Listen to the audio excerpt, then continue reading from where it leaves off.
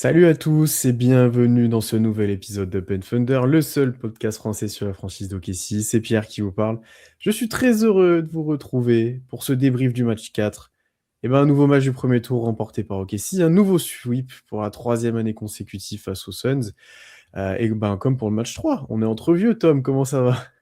Ça va, voilà, petit podcast entre vieux, oui, et pas de France, hein, en ce moment, c'est mais ouais, on se revoit. On est allé avec Pierre, on est en duo dans l'Arizona là, on est, on est en duplex pour les 2 victoires de Caissier, comme tu l'as dit. Bon, bah, fin de série, coup de balai, 4-0, c'était propre.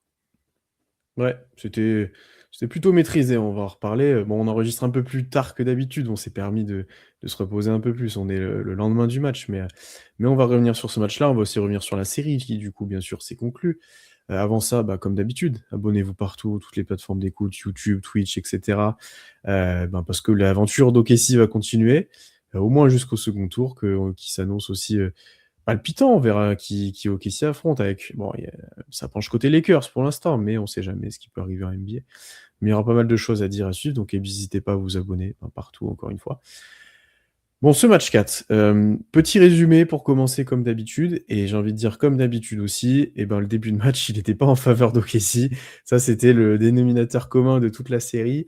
Début très offensif pour les deux équipes, ça tirait de tous les côtés, mais OKC s'appuyait quand même plus à l'intérieur avec Hartenstein et Chet, pendant que les Suns, notamment avec Gillespie qui a fait un très gros match, bombardé plutôt de loin, et prennent l'avantage d'ailleurs, 13-17 sur le premier temps mort, avec une défense d'OKC assez amorphe au début, voilà, qui a permis aux Suns de se mettre en rythme et qui vont rester en rythme même la majorité du match. Puis premier moment impactant avec l'entrée de Caruso, de Cason Wallace, qui font tout de suite basculer la rencontre un peu dans l'autre sens, avec un Caruso en feu total sur le carton, ça on en reparlera. Il y a notamment un 7-0 qui est passé d'OKC, ça permet de repasser devant. Il y a aussi des rotations de Shea qui ont un peu changé, ça aussi on va en reparler parce que c'était assez atypique de la part de Daynolt. Mais le banc globalement a amené son boost, et pour finir le carton à 37-34. Une adresse vraiment énorme des deux côtés, beaucoup de rythme en attaque, peu de défense sur ce premier carton. Deuxième carton, le début, loin d'être fameux pour OKC. À part quelques gros tirs de loin, il n'y a pas grand-chose qui se passe. Les Suns, eux, sont plus adroits, sont plus dynamiques, sont plus d'envie, prennent plus de rebonds, enfin, font un peu tout mieux. Et prennent 7 points d'avance, 7 points d'avance, jusqu'à le réveil des Jay Mitchell, le réveil de Shai Gilgeous-Alexander, et qui se mettent à... Il y a un passage où tu es à -7, sortie de temps mort. Shai doit mettre 7 points super rapides sur 9 points. Enfin voilà, ça va super vite.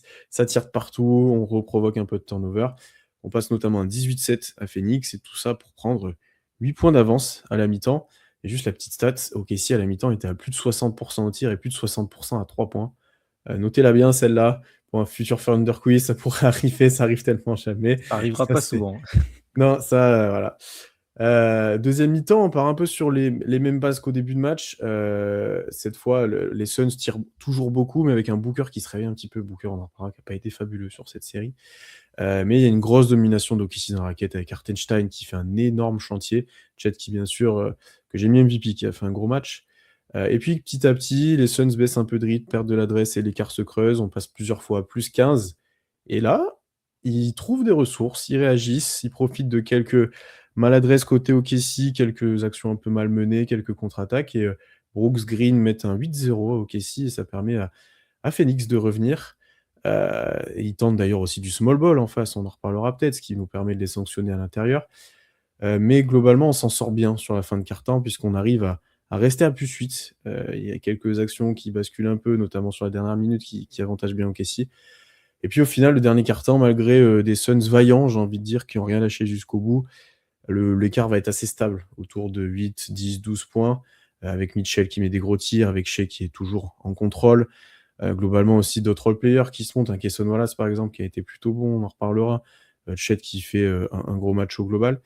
Donc voilà, même sans vraiment rendre les armes, les Suns sont obligés de s'avouer vaincus sur ce match-là.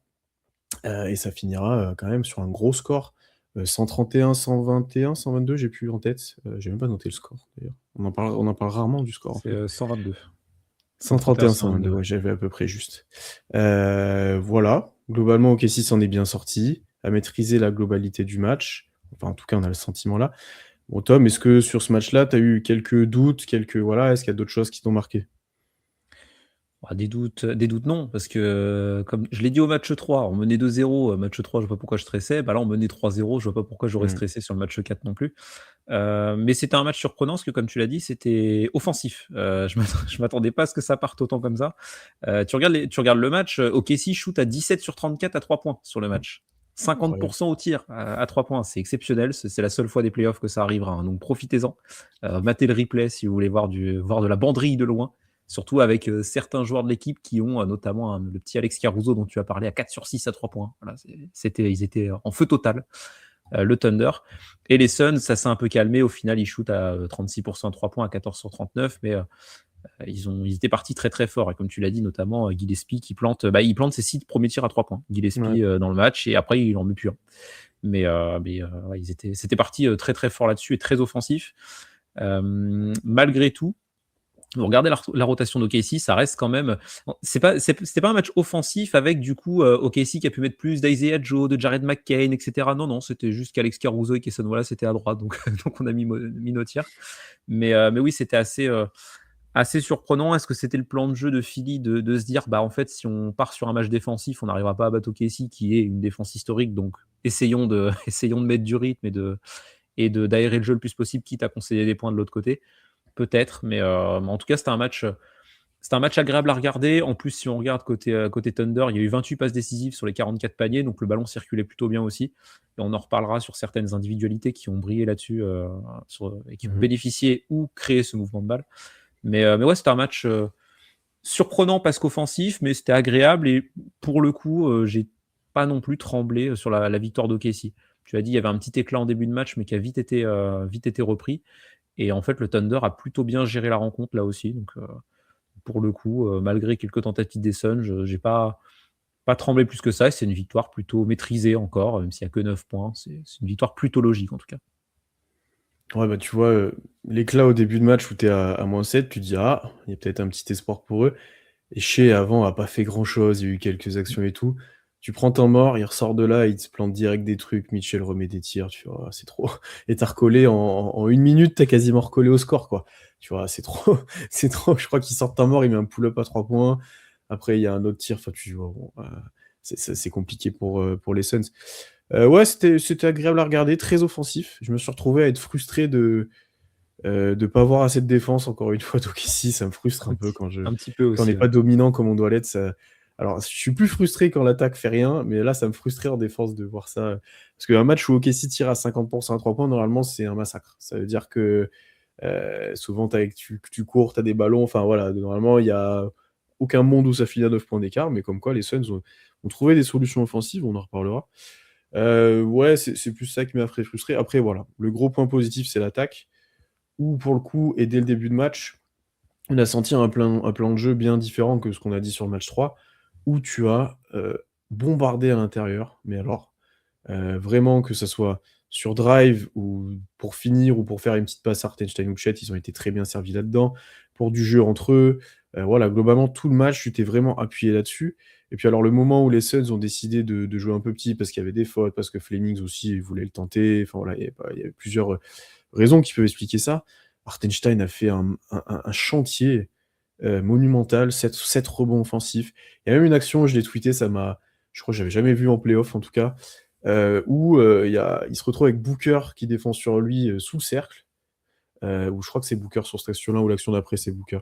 Mais en tout cas, il se retrouve avec un petit qui défend sur lui sous le cercle, il le poste, on lui donne la balle, il se retourne, and one, tu fais ah, on est capable de faire ça, on est capable Oui, d'utiliser il Hartenstein l'enfonce comme sous le ça. panier là, ou quand il reçoit Ouais. le ballon, il a juste à se retourner, ouais, ça arrive jamais ça. Sur un écran sortant pour un autre joueur, il flash, il les garde juste son joueur dans son dos, il marque. Ah ouais. Puis même le nombre de petits dunks qu'il y a eu de Chet, de jeux à deux entre eux. Hartenstein a mis combien? 18 points. C'est signe que t'es allé le servir, qu'il a eu beaucoup de lancers francs, 9 lancers francs. Alors, on va enlever les deux lancers qui se provoquent lui-même en prenant son propre rebond au lancer déjà. Mais globalement, il a été beaucoup utilisé. D'ailleurs, ça se voit à 29 minutes, c'est qu'il a été bon. Mais voilà, directement, le plan de jeu a changé, je trouve, offensivement. Et d'ailleurs, le plan de jeu au début du match, Shai est pas exclu de ça, mais on l'utilise plus off-ball. Et c'est AJ Mitchell qui gère un peu la balle et on sert les grands. et ça marche plutôt bien et on reparlera des rotations ensuite. Ça a peut-être joué dans la tête de Daigneault de tenter un peu ça. Ouais, ouais, comme tu le dis, le début de match avant Shai, se mette à prendre feu parce que ne vous en faites pas, Shai a fini à 31 points, 8 passes, à 10 sur 17 quoi. Enfin, c'est Shai quoi, Non il faut mais pas non tu plus. peux faire, il te fait 6 minutes, il est à 5 points, 2 sur 2 au tir et tu fais pas ouf, ouais, il a pas Ouais. de ballon, il a perdu un ballon et en fait après, ça va tellement vite, c'est tellement vite. Non mais c'est hallucinant. Tu l'as pas mis homme du match et franchement devant le match, moi aussi, j'avais d'autres joueurs devant lui, qui pour moi avaient plus brillé. Quand j'ai vu la feuille de stats, je suis en mode: «Ah ouais, bon bah Ouais. très bien, très bien». Mais ouais, c'était bien, c'était Jay Mitchell un peu le patron de l'attaque et oui, Chet et Hartenstein ont été, ultra utilisés. Chet, il finit à 24 pions et 12 rebonds. Hartenstein, il finit à 18 points, 12 rebonds. Les 2 ont été à droit. Les 2 ont provoqué des lancers. Tu regardes le premier quart-temps, il y a 14 points pour le duo, il y a 10 points pour Chet Holmgren. Enfin, ils ont été tout de suite exploités et ouais, comme tu l'as dit, c'était totalement différent du match 3. On avait été très déçus de leur utilisation Mmh. en attaque où ils étaient totalement transparents. Là, ouais, comme tu l'as dit, il y a eu du jeu à deux, ils ont été recherchés à l'intérieur. Chet a été mis dans ses spots préférentiels. Enfin, vraiment, tu sens que tu as essayé de les trouver. Et justement, du coup, tu n'as pas eu beaucoup besoin de Jalen Williams derrière.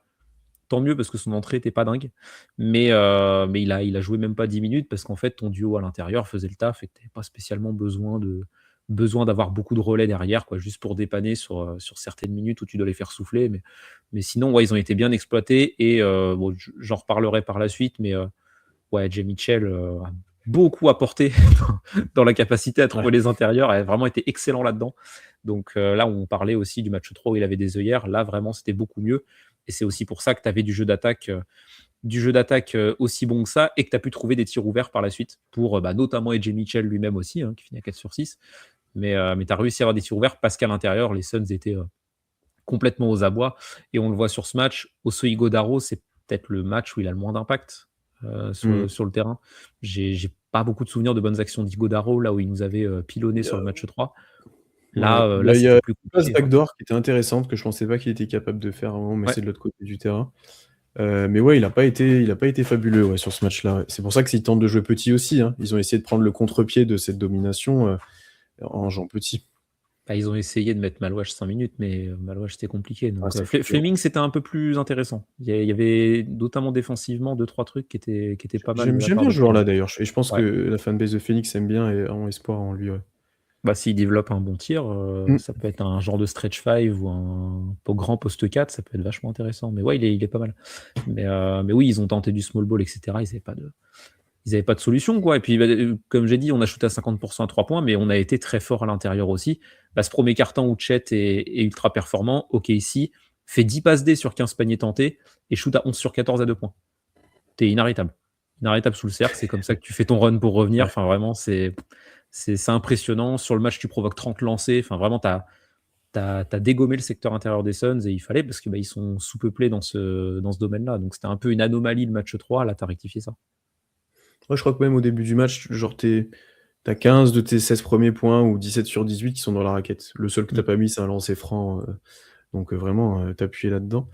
Et puis oui, globalement, tu l'as dit, la balle a bien mieux tourné. On l'a dit que ça nous avait frustrés, c'est sur le match 2 où Shai, enfin, joue tout seul concrètement. Mais là, tu as la balle qui a bien mieux tourné.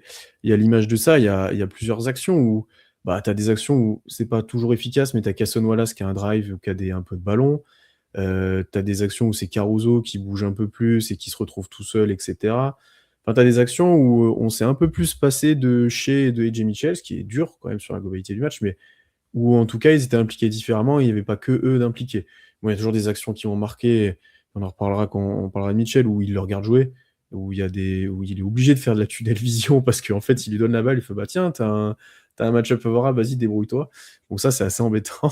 Mais globalement, je trouve que ouais, tout le monde a été bien impliqué offensivement. Bon, sauf un Lou Dort qu'on n'a pas vu, il était pas dans les bons coups, pas dans les bons coups hier soir en tout cas, mais il avait été dans le match 3 pour le coup. Mais ouais, globalement, tout le monde a un peu pu s'exprimer. Même un Isaiah Joe, tu vois, qui a pas tant joué que ça, qui a quand même eu 5 tirs à 3 points et qui en met 2 là sur 7 minutes, donc ça, c'est intéressant. Et qui en a eu un notamment à un moment sur un end-off. Enfin, il y a eu des trucs, il y a des trucs que tu voyais plus. Et ça, c'était assez agréable. Je pense que ça vient aussi d'une chose là sur la domination physique, c'est que bah, Dillon Brooks a tenu sa parole et a défendu sur Shai sur le début du match. Du coup, bah, tu avais un Booker sur Chet. Mm. Bah, ouais, ça aide physiquement, hein. il a dominé Chet, quoi. Mmh. Parce que pour le coup parce que Brooks défend vraiment bien sur Shai en début de match, hein. Franchement, Ouais. c'est un peu pour ça aussi qu'il est isolé, c'est qu'il est vraiment très, très bon. Il a encore fait un bon match, hein, Dillon Brooks, la série, franchement, C'est le bravo. meilleur joueur des Suns sur la série, hein. Ah, de très, très loin, hein. Il y a Ouais, ouais. aucun débat, quoi. Vraiment, il est très, très fort, rien à dire. Mais ouais, du coup, oui, Dillon Brooks a très bien défendu Shai, mais c'est bien qu'OKC ait trouvé des solutions. Et comme tu l'as dit, par contre, c'est vrai que c'est surprenant que Lugensdorf ne serve strictement à rien offensivement. Vraiment, il était inutile. Autant défensivement, il était très bon, autant en attaque, il était pas là. On jouait à 4 contre 5, je sais pas, mais, mais vraiment, c'était assez étonnant. Mais ouais, tu as réussi à trouver des solutions. Tu as l'entrée de Jared McCain aussi, qui rentre avant Isaiah Joe, ce qui était assez surprenant, je trouve. Mais il rentre une minute et après, c'est Isaiah Joe qui joue, hein. Bah, Mais il rentre même sur, tu sais, il reste 2 possessions et il rentre sur la ouais. possession en attaque, quoi. Et après, je crois que même que Caruso rentre pour la défense. Il rentre vraiment juste pour ça. En gadget, quoi.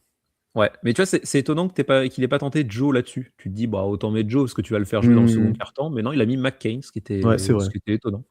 Mais ouais, puis après tu as Isaiah Joe qui finit avec un plus-minus, un peu dégueu à -10 et défensivement, on en reparlera après, mais c'était un peu plus compliqué. Mais c'est vrai qu'en attaque, tu as réussi à le trouver dans des bons spots, quoi. Il shoot à 2 sur 5, les tirs qu'il rate, c'est pas des mauvais tirs non plus.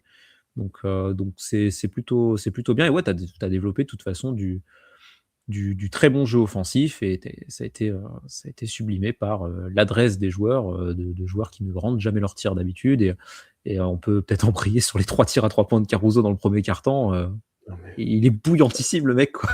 Il rentre ouais, tout. déjà, il rentre, il fait son pick six habituel, 2 points à Facile. l'opposé. Tu dis: «Bon, OK, ça commence». Ça, on est habitué. Puis après, en fait, il prend les tirs qu'il a régulièrement, hein, mais ça tombe dedans une fois, 2 fois. Après, il y a le pull-up à 3 points en transition Ouais, à le 1 contre pull-up, 3. il est lunaire, hein.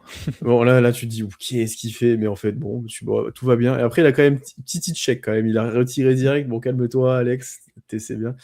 Mais non, tu te dis encore une fois, on retrouve un Caruso play-off, quoi, pour l'instant, hein. Parce que là, surtout sur les 2 derniers matchs, il a bien mieux tiré et sur la série, il est à, 36,4, ce qui est, bah, comparé à sa saison, largement mieux et ce qui est honnête. Ce qui est honnête. On espère que ça tiendra, voir que ça augmentera sur le reste des playoffs donc ouais, là, ça a pesé, en fait, que tu arrives à ça où, tu arrives à bien défendre chez, bon, tu es dominé dans la raquette et cetera et là, derrière, tu as l'autre qui arrive, qui te plante dans des tirs dans tous les sens et Cason Wallace aussi, hein, a planté au début.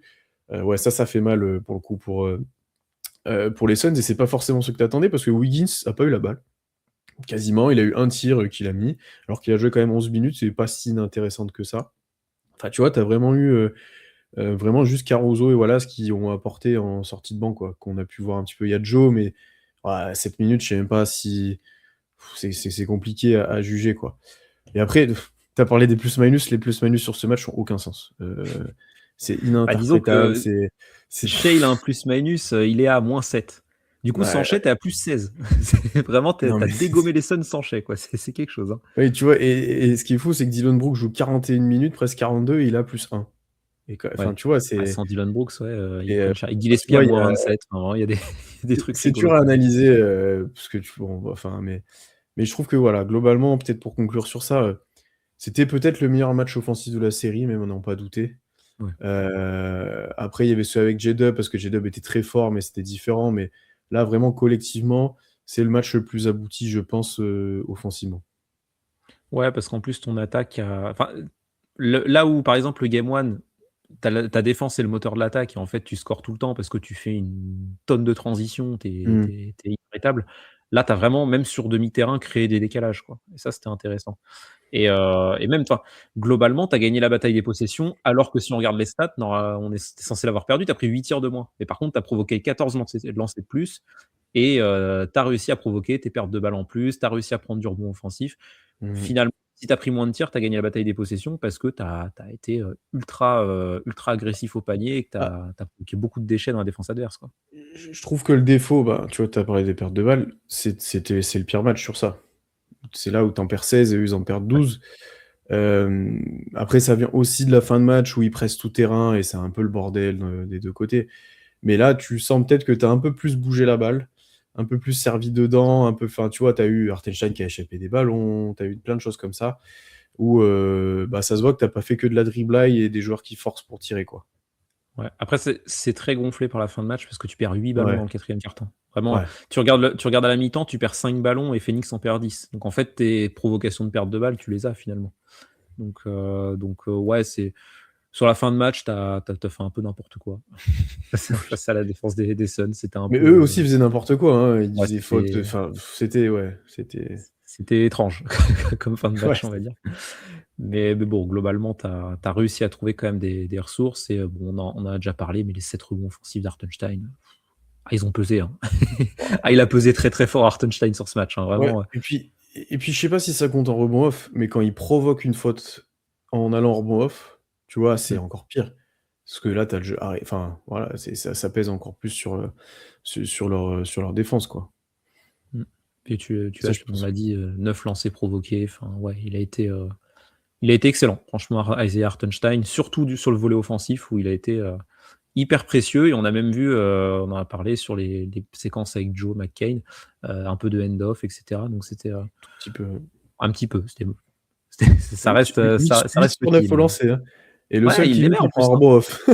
Ouais, Tu te ouais, dis: «Ça va». c'est propre, hein, franchement, c'est pas habituel, mais c'est cool, mais voilà, il fait un très bon match. Il s'est bien repris de son match, en tout cas. Ouais. Hem, Peut-être ce qui a un peu plus, péché par contre, c'est la défense. On avait pas mal parlé du pick and roll, sur le match 3 où on était assez déçus parce qu'on se faisait un peu trouer des fois sur le roll et cetera. Là, c'était un peu moins le cas. Je trouve qu'on a été un peu plus agressif, sur, le joueur qui défend le poseur d'écran. Il y a notamment une action qui me revient où Hartenstein va piquer la balle dans les mains de Booker. Enfin, tu vois qu'il était un peu plus haut, il y a eu des actions où on s'est un peu oublié. Il y a des erreurs, de communication assez inhabituelles parfois, tu vois? Où tu switches pas, où tu te retrouves à 2 sur le joueur alors que tu dois pas, enfin, tu vois qu'il y a des petites erreurs qu'on n'a pas forcément l'habitude de voir. Après là, pour le coup, tu t'es fait beaucoup sanctionner, à l'opposé, quand ça a amené du mouvement, ça créait, il y avait des belles passes de transfert pour eux et aussi sur le 1 contre 1. Au début du match, je trouve que sur le 1 contre 1, encore une fois, tu pas prêt comme d'habitude, quoi, et notamment Shai qui m'a un peu, encore une fois, qui a mis du temps à se mettre en rythme. Au début du match, tu pas archi prêt dans l'agressivité et cetera, quoi. Tu les laisses un peu vivre. Là où OKC, on a l'habitude d'en parler, c'est terrible pour te déplacer, pour dribbler, pour créer quelque chose. Là, ils avaient un peu plus de marge de manœuvre que ce que tu pouvais imaginer, les Suns. Sur mon porteur, Shai m'a saoulé défensivement. Il était en retard sur chaque écran et du coup, bah, Ouais, Gillespie qui était ouais. ouvert, ce genre de truc, ouais, il a laissé beaucoup de choses défensivement. Shai, c'est vraiment pas un bon match défensif de sa part. Mais ouais, voilà, ils ont la solution qu'ils ont trouvée, c'est de poser, enfin d'avoir beaucoup de mouvements hors porteur de balle et de poser des écrans et de libérer des espaces. Même sur Devin Booker où la première Mmh. mi-temps, il est en tôle, il est dans la torture chamber, il n'existe pas. En deuxième mi-temps, en fait, ils l'ont utilisé un peu comme, souvent, Brandon Ingram est utilisé à Toronto ou même avant au Pélicans. C'est, tu lui poses un écran pour le libérer et lui donner le ballon à mi-distance avec un décalage et là, il arrive à mieux s'exprimer. Mais voilà, hormis ces solutions-là, par contre, ouais, ils ont pas trouvé d'autres solutions pour libérer leurs porteurs de balles. Jalen Green, Devin Booker, ils ont souffert. Dylan Brooks un peu moins, mais ce qu'on a, on Bah, n'a pas réussi à trouver une match-up défensif sur Dylan Brooks satisfaisante, je trouve. tu vois, Jalen Green, je sais pas, parce que, bah, il finit à 1 sur 10 à 3 points, c'est ça qui pourrit un peu son Ouais. son match. Mais tu vois, sur les drives, il y a plein de drives où, tu sais, il arrive à un peu blow by, il arrive à finir sur Chet, il arrive à prendre de la vitesse un peu. Ouais, Et mais tu vois, souvent, sur il y a ces quand même un 1 décalage qui est créé avant. Je l'ai ouais, peu vu créer son propre décalage et justement, son 1 sur 10 à 3 points, j'ai l'impression qu'il vient de ça. C'est que c'est du step back à 3 points un peu en bout de possession je ou ce genre ouais, de je choses, il quoi. il en loupe beaucoup à la fin, déjà aussi, je Mmh. trouve je pense qu'il en loupe beaucoup à la fin. Mais ouais, il y a quand même des actions où, ah, tu étais en retard, je trouve, sur le 1 contre 1, où il a pris de la vitesse, où, il y en a un aussi où, par exemple, Grayson Allen, te pousse physiquement, Mmh. concrètement, s'enfonce jusqu'au cercle plusieurs fois. Enfin, tu vois, ouais, il y a des petites actions comme ça où je me suis dit: «Ah là, on n'y est pas». Enfin, tu vois, et puis après, encore une fois, quand tu laisses le début de match, les joueurs NBA, surtout de ce niveau-là, prendre feu, enfin, se mettre en rythme sur les tirs, tu te fais sanctionner, hein. Parce que, Gillespie, tu le défends, au début, bah, il fait peut-être pas 6 sur 6. Ah, tu le défends un peu plus après, il rentre plus ses tirs, mais ouais, c'est même Grayson Allen, hein. Grayson Allen, il a trouvé son rythme, il a Ouais. fait un bon match, hein. Mais ouais, c'est les rotations défensives, quoi. T'étais pas aussi discipliné que d'habitude. Étonnamment, moi, il y a le passage de Wiggins que j'ai bien aimé défensivement. C'est bizarre parce que Wiggins, on l'attend plus sur le volet offensif, mais je l'ai trouvé Ouais. bien appliqué défensivement et on était un peu plus propre défensivement quand il était là, ce qui est assez étonnant. Il fait pas un mauvais match, Wiggins d'ailleurs. Mais ouais, sinon, t'avais beaucoup d'indiscipline, beaucoup de retard sur les écrans, etc. Et en fait, t'as laissé pas mal d'espace aux Suns dans des spots assez confortables pour des joueurs comme Gillespie, comme même Roy Sonin, il est à 2 sur 2, je crois, à 3 points, il les met, ses tirs. Il met des gros Donc, tirs après, hein. Bon, il y en a un ouais, où bah, pareil, sur les close-out, tu pas été archi efficient souvent. Tu ouais, vois, tu étais souvent une demi-seconde en retard, un truc comme ça, et notamment sur Sonil où il feinte, il se décale, il tire. Même si tu es là, et bah, il est en rythme, quoi. ouais. Et du coup, ouais, t'as pas explosé les Suns parce que t'étais pas assez concentré, on va dire, défensivement. Mais ça, globalement, c'est une dynamique collective, hein. Il y a pas, tu vois, on Mm. a parlé de Shai. Moi, j'avoue que c'est celui qui m'a le plus énervé de ce côté du terrain. Mais globalement, tout le monde était un peu en mode attaque, quoi. Ils avaient mis le mode offensif sur FIFA, quoi. Ils Mm. cherchaient pas trop à être actifs défensivement. Mais c'est ce qui est dommage parce qu'en soi, t'aurais mis un peu plus d'intensité. Je pense que le match pouvait être plié assez vite. Mais bon. C'est une question ouverte, mais tu vois, là, c'est le match où Chet et Hartenstein ont pu jouer. Est-ce que ça peut avoir un lien, tu vois, dans le fait que tu étais un peu moins dynamique sur les aides, un peu moins fort sur le 1 contre 1? Après, ils n'ont pas eu 10 000 accès au cercle, tu as verrouillé le rebond, etc. Mais tu vois, est-ce que ça peut avoir un lien? J'ai pas la réponse, c'est une question ouverte. Vous pouvez y répondre en Je crois commentaire si vous pas. voulez, mais tu vois, est-ce que ça joue vraiment? Parce que j'ai pas eu l'impression comme au 3 où Chet a été exposé vraiment au large. Ils n'ont pas eu des fautes non plus. J'ai pas non plus de souvenir, par exemple, de gros contres. En même temps, ils n'ont pas mis. Donc, s'il n'y en a pas eu. Ouais. Donc, voilà. Donc, tu vois, ouais, je sais pas comment. Je pense que le spacing des Suns est intéressant. Honnêtement, surtout quand ils jouent petits, etc. Avec Ighodaro qui bouge, mais autour, il y a que des mecs qui tirent dans tous les sens. Donc, c'est intéressant pour eux, ce spacing-là. Mm. Ouais, bah après, oui, mais c'est pour ça parce que en soi, ils ont été corrects à 3 points, mais pas exceptionnels. Mais par contre, ils sont hyper adroits au cercle. Ils finissent, alors si je compte, 34 sur 51. Ah, ça fait 67% à 2 points quand même. C'est pas mal. Alors il y a du mi-distance, hein, mais ouais, ils ont trouvé des accès. Ils provoquent pas trop de lancers, mais je sais pas si la présence de Chet et Hartenstein beaucoup sur le terrain, entre guillemets, ça implique ça. Je suis pas sûr, parce qu'on a vu pas mal de matchs Non, depuis moi non que plus, depuis hein. qu'Hartenstein est là, où les deux jouent au moins 30 minutes et où en fait la défense d'OKC est impériale. Donc, ouais, Ouais, non, je pense que c'était le match du jour, quoi. Le match du jour, tu défendais pas très bien, par contre, t'attaquais super bien. C'était un match ouais. d'attaque, quoi. Les arceaux étaient plus grands, je sais pas, mais ouais, des fois, t'as des moods de match comme ça qui sont différents d'un match à l'autre, tu sais pas trop pourquoi, mais j'ai l'impression que des deux côtés, ouais, c'était le match d'attaque, quoi. Parce que même les Suns, globalement, défensivement, ils ont fait des meilleures performances défensives sur la série, hein, pour le coup. Là, c'était pas exceptionnel, hein. Parce que OKC a eu pas mal de tirs ouverts aussi, etc. Donc ouais, je suis pas sûr qu'il y ait un lien de cause à effet, mais c'est c'est Ouais, c'est étrange, quoi. oui, c'était plus une question. D'ailleurs, c'est peut-être un peu, c'est comme j'avais dit dans des épisodes, c'est un peu le côté quête annexe de Daigneault, ça. Là, il a dit, c'est on fait un match d'attaque, les gars. Vous vous défendez. Moi, non, je rigole, hein, mais des fois, tu te demandes, par exemple, pourquoi on n'a pas appuyé sur Hartenstein et Chet autant à chaque fois. Je suis pas sûr que la défense de Phoenix ait tant changé que ça, à part le switch de Brooks sur Shea, mais bon, en soi, voilà, c'est aussi comment tu lis la défense, mais ouais, enfin. Peut-être pour parler un dernier point un peu collectif, c'est les rotations. Des rotations qui ont été surprenantes, puisque Shea a été un peu coaché bizarrement. Il n'a pas joué tout le premier quart-temps et tout le troisième quart-temps comme d'habitude. Il a sorti allez, 2-3 minutes pendant ces deux quart-temps-là. Et en fait, pendant tous les quart-temps, globalement, en fait, on limitait la longueur des passages sans lui, si je peux dire, successifs. Voilà, on essayait de limiter un peu ça, ce qui a changé un petit peu. Est-ce que ça venait peut-être aussi d'un début de match où on le voyait pas trop et au final c'est AJ Mitchell qui portait l'attaque, donc on s'est appuyé un peu sur ça pour aussi encore plus s'appuyer sur les grands. En tout cas, ça a été assez surprenant et bah, après tu l'as un peu dit, hein, Jay Will a peu joué en raison des performances des deux autres. McCain est ressorti de la rotation, bon parce que Joe est revenu, mais voilà. T'as quand même Wiggins qui a joué 11 minutes, c'est celui parmi ça fait combien c'est le huitième en fait. Tu Ouais, vois, on en avait parlé Evans, là, j'avais là vu. hier, c'est le huitième. Donc assez, ouais, assez atypique là sur ce match-là. Pas que j'en suis fan ou pas, c'est que ça a changé de d'habitude, ces rotations de marque. Ouais. Ouais, c'était l'utilisation de Shea, je l'ai trouvé plutôt pas mal parce que j'ai l'impression que dans le premier quart, en fait, il a profité de la bonne dynamique que tu avais avec Mitchell et les deux intérieurs et de se dire, bon, en fait, je vais sortir Shea, je vais le faire revenir un peu plus tard, mais je vais profiter du fait que Mitchell, il est chaud. du coup, euh, Mmh. du coup, exploiter ça au maximum. Et ouais, j'ai bien aimé pour le coup les rotations de Daigneault sur ce match. Et pour ce qui est d'Aaron Wiggins, en fait, Aaron Wiggins, il a le temps de jeu qu'on attendait sur le match 3 s'il avait été plus pertinent sur le terrain. Parce qu'en l'absence de J-Dub, c'est un peu le mec que tu dois incorporer dans la rotation. Et vu que là, il était pertinent, bah ouais, il a dû jouer, je pense, à peu près pareil, la première et la deuxième mi-temps, quoi, 5 minutes de chaque, un peu plus. Et Je vois encore, ça. si Il a je pense 7 en que première mi-temps si et 4 en ouais, deuxième. si Caruso et Cason sont moins bons, ils jouent plus. Ouais. Mais Caruso Oui, est parce trop que fort. Caruso, ouais. Oui, Caruso, il fait un match. Caruso et Kesson, de toute façon. Parce que Kesson, même pour amener un peu de mouvement de balle et de création balle en main, c'était pas mal. Mmh. Mais oui, il aurait joué sa quinzaine de minutes s'il y en avait un des deux qui était un peu défaillant. Bon, là, les deux étaient très forts, donc t'avais pas besoin. Mais ouais, les rotations étaient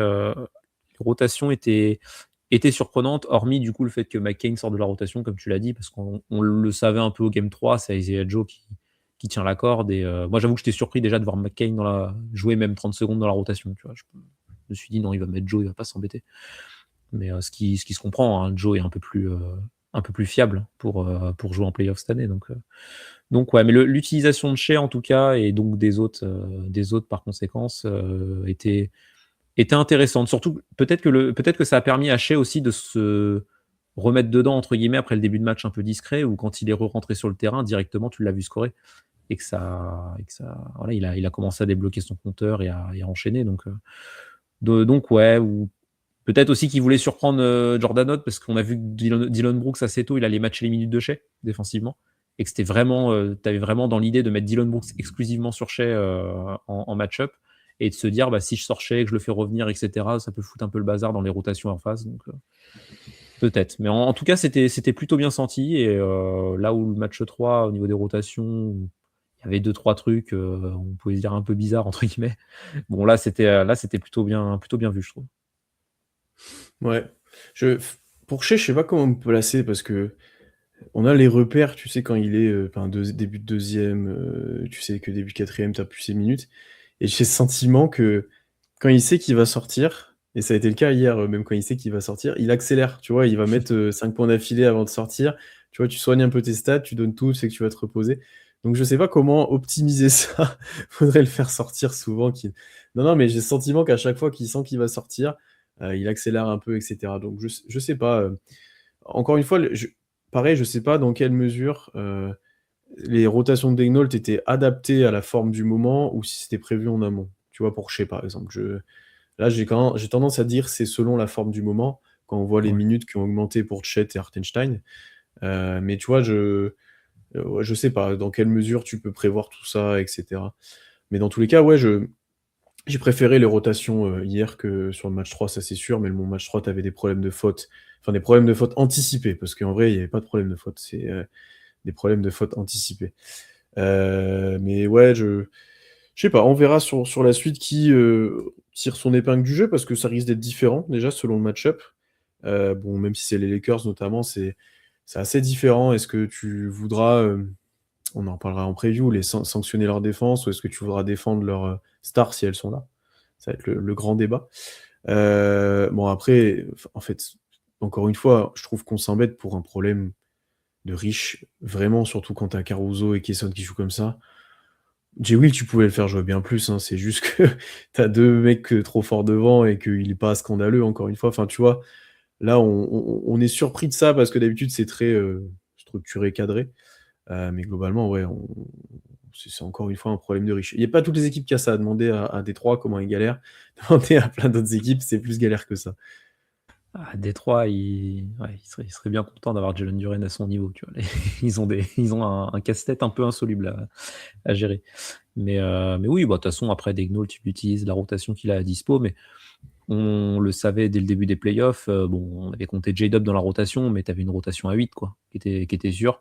Bon, là, tu es à 7 et tu essayes d'incorporer d'autres mecs. Jalen, même si là, son match est pas ouf, globalement, sur la série, il est pas horrible.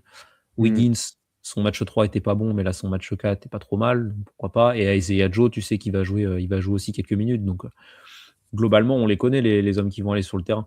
Tu vois, moi, je ne pense plus à Kenrich dans la rotation, par exemple. Tu vois. Non. Je me dis, si Daigneault tente un truc, on a vu, c'est Jared McCain en joker, quoi. Mais Ouais. Kenrich a peu de chance. Topic, on l'a jamais vraiment envisagé. Donc ouais, il y a pas trop de surprises sur les hommes, mais plus sur l'utilisation. Et oui, je pense que ces rotations, c'était sur la forme du moment, et c'est très bien, du coup, de t'adapter. Mm. Tu vois, si Shea il avait fait un début, il avait mis 12 points en 6 minutes, je pense qu'il aurait joué tout le premier quart-temps, tu vois. Ouais. Mais c'était pas le cas, donc tu t'es adapté. Au final, on s'est posé plein de questions, mais la rotation, elle est assez évidente, en fait. Tu vois. Oui. Peut-être individuellement, il y a quand même un joueur auquel il faut qu'on parle, en plus de Chet Hartenstein, dont on a déjà pas mal parlé. C'est AJ Mitchell, qui, alors sur le match 3, on avait parlé ensemble, avait pris ses responsabilités, c'est le cas de le dire, il s'était pas caché comme avait dit Mark Denault, mais là a bien corrigé le tir. Alors, il y a une première chose, c'est que déjà il a bien mieux géré la balle, un peu moins croqué, un peu plus trouvé ses intérieurs. Lui, ça a été le premier acteur plus bénéficiaire, j'ai envie de dire, des bons matchs de chez Hartenstein, on va dire globalement. Il a aussi été bien aidé parce qu'il a eu des tirs ouverts, parce que le 4 sur 6 à 3 points, alors il y a peut-être un ou deux pull-up, mais après il y a du spot-up, il y a du jeu avec Shea, etc., qui était intéressant. Puis il a eu ses quelques drives, etc. Enfin, bien meilleur match dans la gestion pour lui, et ça se voit à ses 6 passes décisives aussi. Donc ça, c'est intéressant. Ouais, il a corrigé le tir, il a encore pris les responsabilités de J-Dub dans le sens où il y a plein d'actions où, comme je l'ai mentionné tout à l'heure, tu le regardes un peu jouer. Il y a plein d'actions où tu laisses une ISO plus ou moins avantageuse et tu lui dis débrouille-toi et il s'en sort ou pas. Mais c'était encore un match très intéressant pour lui. Et tant que J-Dub n'est pas là, tu auras besoin de ça. Et peut-être même après, quand J-Dub sera là, tu auras peut-être besoin de ça. Pas autant, mais pas mal aussi, quoi. Ah bah ça va être dans l'idée, c'est ton troisième créateur, quoi. Ou le deuxième si J-Dub est pas trop d'attaque et que Mitchell est chaud. Mais ouais, bah là, sans J-Dub, t'en as évidemment besoin, c'est le moteur de ton attaque quand Shea sort du terrain. Donc là, c'est un excellent match de DJ Mitchell. D'ailleurs, c'était lui qui avait plus Gillespie en match-up défensif. Ils ont un peu Ouais. alterné, et là, pour le coup, Gillespie, il a pris un peu plus le bouillon quand même. C'était plus compliqué défensivement. Et ouais, Jay Mitchell, il s'est bien adapté, il prend ses tirs. Il a été adroit, parce que ce qui est pratique avec AJ Mitchell, c'est qu'il sait faire des trucs avec la balle, mais il sait aussi être pertinent sans ballon. Donc, pour le coup, sur ses tirs, quand il a des tirs ouverts, il les sanctionne, c'est très bien. Ouais, voilà, c'est très bien. Les intérieurs ont été mieux servis, beaucoup moins de Mm. hier. Il s'est adapté. Je pense le match 3, c'était un peu la première fois qu'il se retrouvait dans cette situation à ce point-là, où il avait autant la balle en main dans un match de playoff. Tu sens qu'il y a eu de l'ajustement au match 4. C'est un match où il y avait plus d'espace, mais il les a bien exploités. Donc c'est un top match d'AJ Mitchell. Moi, j'ai adoré, franchement. C'était très fort. Il est capable de mettre des paniers compliqués en plus. Donc, ouais, non, c'était très bien. Et il vole pas du tout sa place dans le 5 majeur. Et même dans le 5 qui finit le match. Hein, parce que le OKC finit le match. Alors, quasiment jusqu'à 50 secondes de la fin, je m'étais noté, mais ils finissent avec AJ Mitchell, Shea, Caruso, Dort et Hartenstein. Tu vois, il n'y a même pas de chat sur les dernières minutes du quatrième quart-temps. Il re-rentre à moins d'une minute, mais le match est déjà quasiment fini. Et sur cette fin de match, ouais, Jay Mitchell arrive aussi à prendre ses responsabilités. Donc ouais, c'est une grosse satisfaction de ce match 4 pour le coup. Ouais, tu lisses encore un ou deux trucs, un ou deux tirs compliqués ou voilà. Bon, après, t'es en playoff, hein, donc tu sais que sur des porteurs de balles comme ça, avec son jeu, si t'approches les 50%, c'est déjà très bien. Donc, ouais, t'es pas loin t'es déjà dans un très bon match. C'est son deuxième dans ce rôle-là. Il était déjà dans un très bon match, sachant qu'il n'était pas défendu aussi par n'importe qui. Parce que lui n'a pas défendu, il n'était pas caché. Pour le coup, il était investi sur Gillespie parce que pas grand monde arrivait à le tenir. Enfin voilà, il a pas été ciblé, au contraire. Et à l'inverse, de l'autre côté, il avait pas n'importe qui sur lui, tu vois. Donc ça, c'est intéressant, je trouve aussi. Et il y a quand même un truc où il est peut-être, pour le coup, à voir sur son retour de J-Dub, comment il est. Mais sur sanctionner des switches ou être capable de driver face à un grand, il est quand même très intéressant.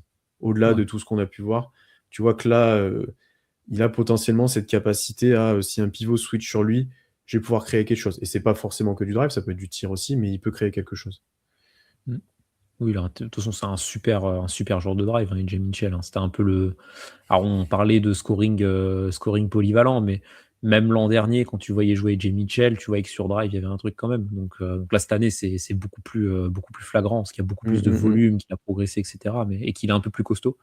Mais ouais, c'est un mec qui a un Mmh. super toucher près du cercle et cetera, c'est aussi pour ça qu'il prend autant de tirs compliqués à mi-distance, c'est qu'il commence à lui fermer l'accès au cercle parce qu'ils se disent: «S'il passe l'épaule, c'est fini, quoi». Donc ouais, ça fait beaucoup de bien d'avoir ce mec-là et ça rend du coup les minutes Sanchez, positives, quoi. Bon là, elles sont largement positives sur le match, mais il rend tout ça pertinent, quoi. Tu lui mets des joueurs capables offensivement autour de lui, il est capable de tenir de l'attaque pendant plusieurs minutes, dans un match de play-off, ce qui est déjà Mmh. très, très bien pour le coup.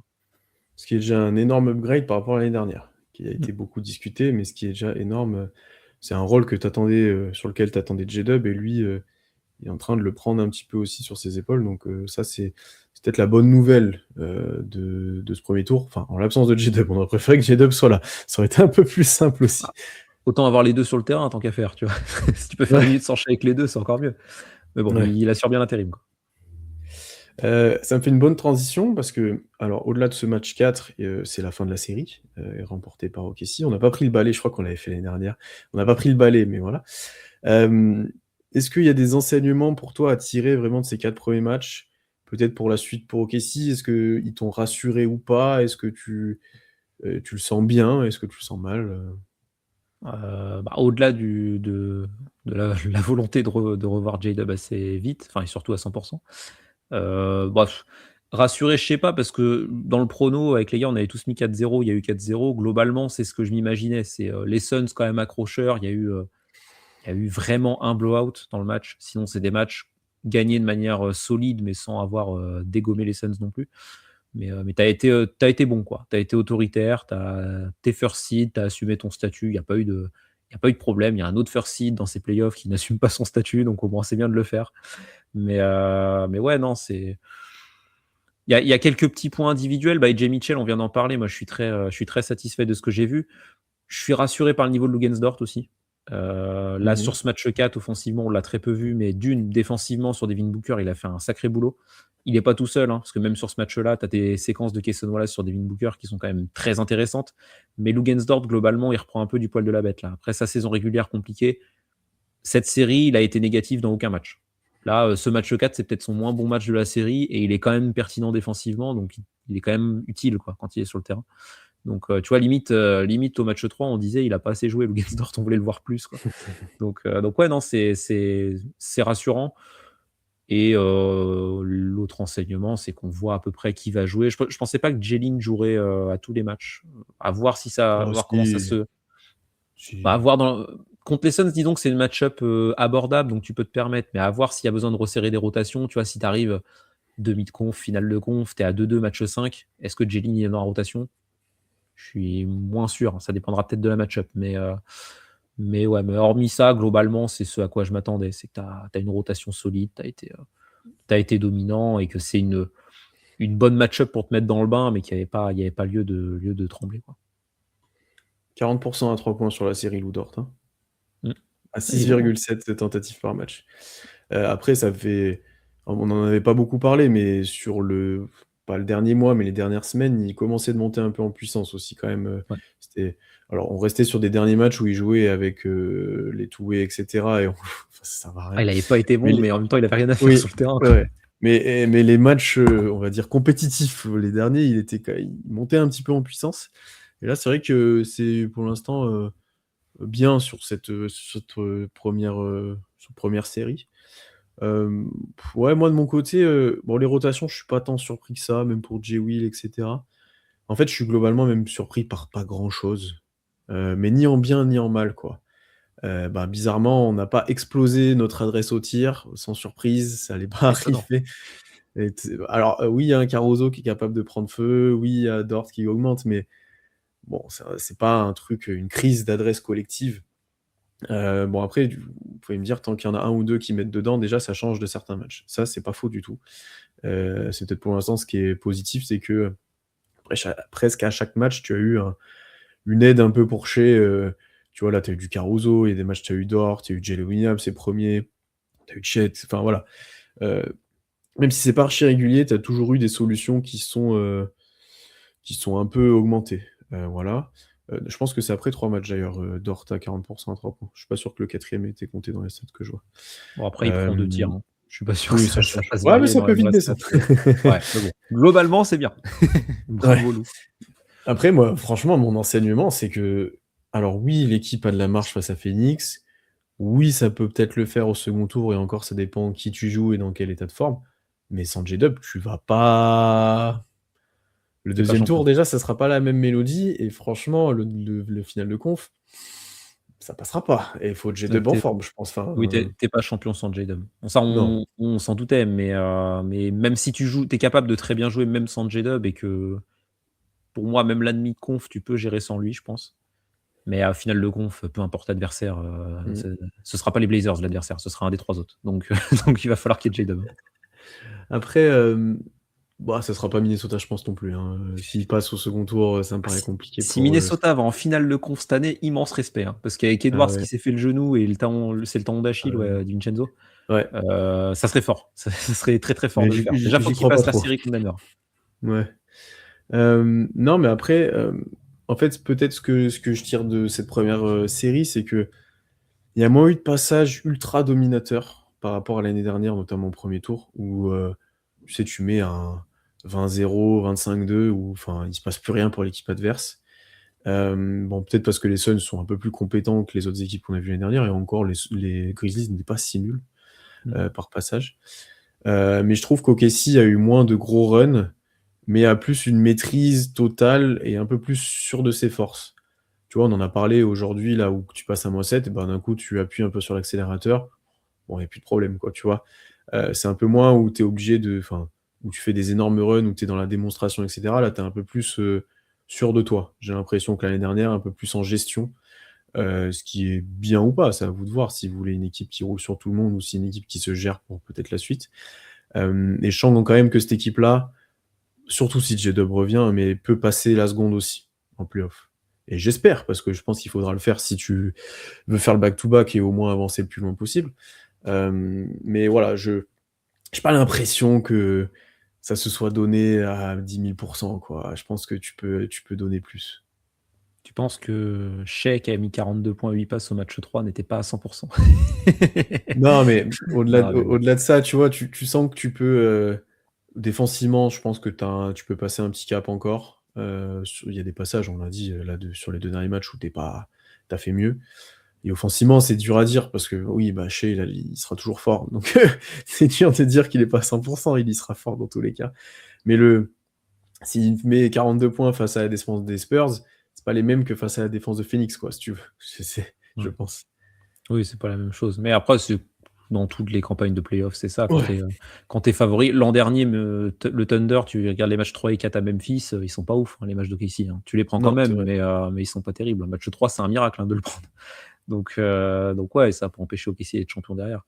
Et d'ailleurs, on avait vu un peu le changement de braquet, on va dire, qui a été imposé par le fait de jouer Denver en mid conf. On l'a vu contre Minnesota en finale de conf. Où là, OKC, c'était beaucoup moins hésitant qu'au premier tour. En fait, il y a eu un Mmh. 4-1 sec. On a jamais tremblé, quoi. Alors que ça aurait été un premier tour, ça aurait été peut-être un peu plus compliqué.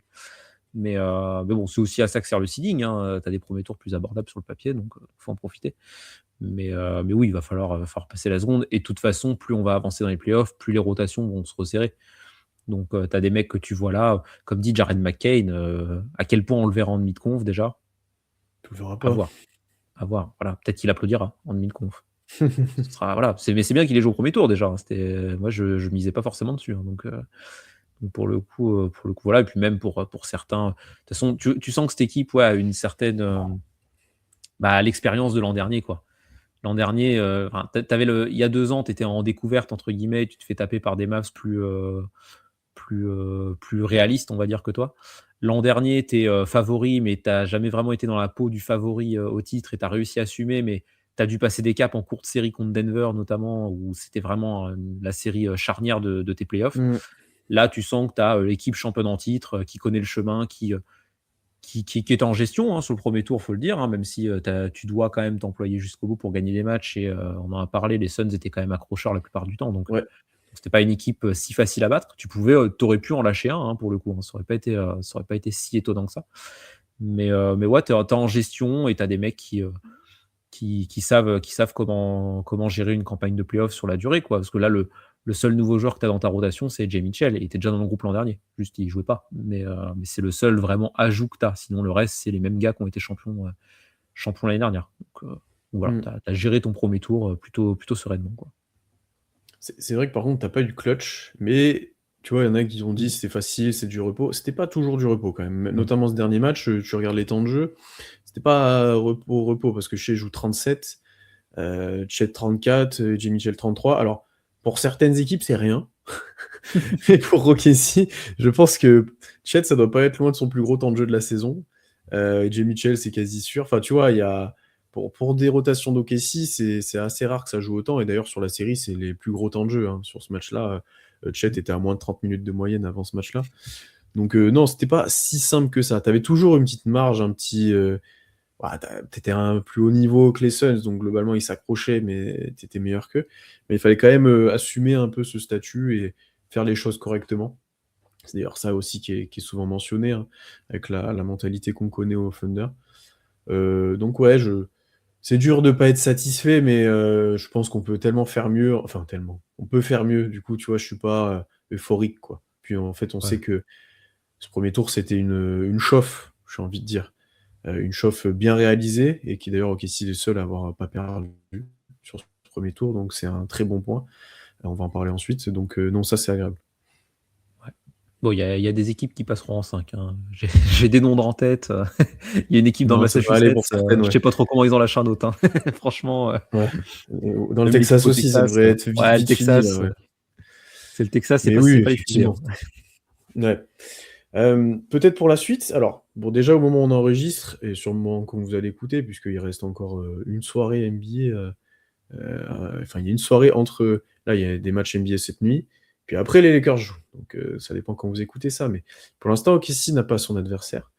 On espère que Houston va potentiellement amener les Lakers dans plus de matchs pour que ça soit un peu plus difficile pour eux. Maintenant, les vrais facteurs à prendre en compte, au-delà du repos qui sera supérieur pour OKC, c'est les blessures. J-Dub, ça va faire jeudi, ça fera une semaine qu'il est blessé. On va dire que si le début de second tour commence ce week-end, c'est ce qui est prévu normalement, et on va dire si la série se termine pas trop tard, ça sera ça. Ça fera une semaine et 3 jours, 2 jours. Donc il sera sûrement pas là sur le match 1, voire le match 2. On verra si ça joue les Lakers, qui sera là en face. C'est la grande énigme de ces playoffs, parce que, alors, autant contre les Rockets, je pense que LeBron et consorts, ça suffit. Autant contre OKC, je pense que ça suffira pas beaucoup. Ça va être compliqué. Pas sûr que Luke Kennard va jouer à ce niveau-là contre Ouais. OKC, hein. Je suis pas sûr. En fait, il pourrait jouer, il pourrait nous faire mal, hein, Luke Kennard, mais avec des ball handlers à côté. Lui en ball handler, je pense que ça sera plus dur. Oui, puis il y a la défense de Luke Kennard aussi. Ouais. Parce que les Rockets, ils ont un coach qui sait pas comment on attaque sur demi-terrain, donc Après, forcément c'est compliqué. il n'a Mais pas des armes fabuleuses sur demi-terrain. Je pas. quand même, C'est créer un l'effectif. switch sur Luke Kennard, c'est pas non plus, Ouais, c'est pas non c'est plus le vrai. bout du monde, hein, franchement. Non, mais voilà, globalement, OKC sera favori, avec ou sans J-Dub d'ailleurs, hein. Je pense que même avec un retour de Luka et de Reeves, si on regarde les cotes, je pense qu'OKC sera favori, on en reparlera. Mais ça va être la grande question, c'est de quand J-Dub va revenir, dans quel état, pour la suite de la compétition, quoi. En fait, là, maintenant, c'est ce qu'on attend de savoir. Et, Ouais, c'est d'ailleurs, petit totalement ça, aparté hein. sur J-Dub, il met une serviette sur sa main, là, sur son poignet. Hier, apparemment, à mon avis, il a rien du tout. Il fait ça souvent. Ça se trouve, il avait juste, ça le tendait un peu, il mettait un peu de froid, et voilà. Enfin, à mon avis, il n'y a rien du tout à ce niveau-là. De ce qu'on a vu de J-Dub avant qu'il se fasse la Le cuisse, poignet allait le bien. poignet avait l'air d'aller, ouais. Franchement, les tirs rentraient bien, quoi. Donc, même les dunks, hein. Donc, finalement, non, je m'inquiète pas trop pour le poignet de J-Dub. Faut qu'il se remette au niveau du bas du corps maintenant. Mais de toute façon, ça va être tu l'as dit, hein, c'est que ce soit Lakers ou Thunder, parce que on va être très honnête, si les Rockets passent, ils auront remonté un 3-0, ce sera unique dans l'histoire de la NBA. Donc, pour l'instant, on imagine quand même plus les Lakers l'emporter sur la série. bah, il y a des blessés des 2 côtés, quoi. Donc enfin, il y a un blessé à OKC et 2 à Los Angeles, donc ouais, Mmh. ça reste un Mais peu, mais si c'est les Rockets, KD, tu sais même pas s'il joue non plus, hein. oui, c'est vrai qu'il y a KD, Les il est Rockets sans dilué, quoi. KD, Ouais. c'est pas Ah bah, on le voit là, hein. Les Rockets sans ouais. KD, c'est dur, hein, ouais, effectivement. Mais ouais, non, bah, après, de toute façon, on avait fait une tier list, quelques semaines avant, la fin de régulière. Que ce soit Lakers ou Rockets, on nous mettait favoris. Il y avait pas de on n'avait aucun des 2 dans la discussion pour être la pire match-up pour OKC. Donc là, Mmh. s'il y a une série qui arrive, même si on va très probablement ne pas avoir J-Dub sur le début de la série, au minimum, OKC reste favori pour le coup. Donc maintenant, à voir qui on va affronter, on verra bien, en espérant qu'il y ait un match 7 entre les Lakers et les Rockets. On aime le spectacle, hein. Bah, après, c'est la question, est-ce qu'on veut que ça se prolonge tant que ça et que les autres reviennent en forme ou Ah mais tu nous, ça vois? nous sert pour J-Dub aussi, Nous, hein, ça nous donc sert pour donc J-Dub, mais eux, ça leur franchement, sert aussi, tu vois? ouais. C'est l'éternel débat, on va dire, avant ce second tour. Bon, on verra. Mais en tout cas, on aura l'occasion d'en reparler. En fait, dès qu'on aura l'adversaire, on fera notre traditionnel preview, de cette série de playoffs. En attendant, ça sera repos pour OKC, repos, quelques jours pour se préparer. D'ailleurs, je crois que Shai a mentionné il avait vu tous les matchs de Houston et Lakers apparemment. Ouais, ouais, il a dit qu'il C'est allait regarder le match 5 là. c'est Fidèle, rare que ouais, c'est rare qu'il parle de ça d'ailleurs, Shai, c'est assez rare. bah, même Mais les voilà, on joueurs en va faire, général, hein. Même les joueurs ouais. en général, Oui, c'est vrai. j'ai pas souvenir Ah, il y en d'éclats comme ça. Bon, bah, ouais, mais il y en a quand même qui sont connus pour être très, comment dire? À beaucoup regarder de films et cetera, à beaucoup regarder de mmh, matchs. Il y en a qui sont connus pour pas le faire, ça aussi, oui. voilà. Mais c'est rare qu'ils en parlent comme ça, effectivement. Mais on va faire comme lui. On va se préparer doucement pour ce second tour. On va se reposer aussi pour être en forme au maximum. OKC a fait le job, donc on espère que ça continue encore longtemps. Et puis, ben, profitez bien de ces nuits de playoff NBA qui sont quand même assez cool. Alors, il y a des matchs plus agréables à regarder que d'autres. On va être honnête avec vous. Notamment la nuit dernière, il y avait des trucs plus agréables à regarder que d'autres, offensivement. Bon, Ce mais sera pas globalement, terrible. ouais, ouais. Il y a des matchs serrés, il y a des séries intéressantes, il y a des séries serrées, d'autres moins. Mais on va suivre ça et puis, ben, on revient très vite dès qu'OKC a un adversaire et puis, ben, salut à tous. Salut!